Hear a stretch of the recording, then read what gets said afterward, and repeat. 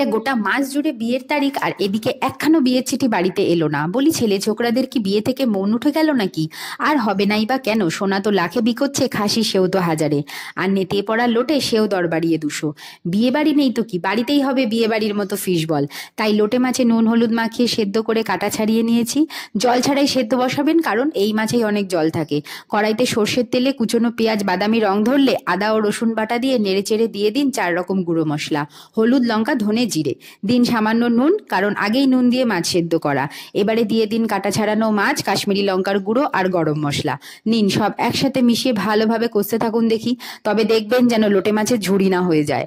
নামানোর আগে দিয়ে দিন ধনেপাতা কুচি। নামিয়ে ঠান্ডা করে এর সাথে চটকে দিন খান 2 স্লাইস রুটি। ভুলেও যেন রুটির জায়গায় আলু দিয়ে দেবেন না। নিন তৈরি ফিশ বলের পুর। এবারে ছোট ছোট গোল পাকাবেন, ঠিক নারকেল নাড়ুর সাইজের।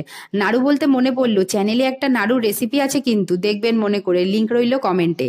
ওই দেখুন গোল পাকানো শেষ তাহলে।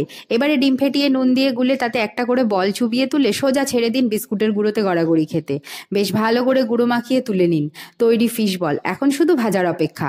এবারে সন্ধেবেলা কর্তা ছেলেপুলে সব ঘরে ফিরে এলে বিয়েবাড়ি না থাকার মন খারাপ দূর করতে সাদা তেল গরম করে বলগুলো সোনালি করে সব ভেজে তুলুন। তৈরি বাইরে ক্রাঞ্চি আর ভেতরে নরম পুড়ে ভরা ফিশ বল। সার্ভ করুন কাসুন্দি বা টমেটো সসের সাথে। কি খানিকটা দুঃখ কমলো তো বিয়েবাড়ি না থাকার? তাহলে এরকম রেসিপির জন্য করুন চ্যানেলটা সাবস্ক্রাইব।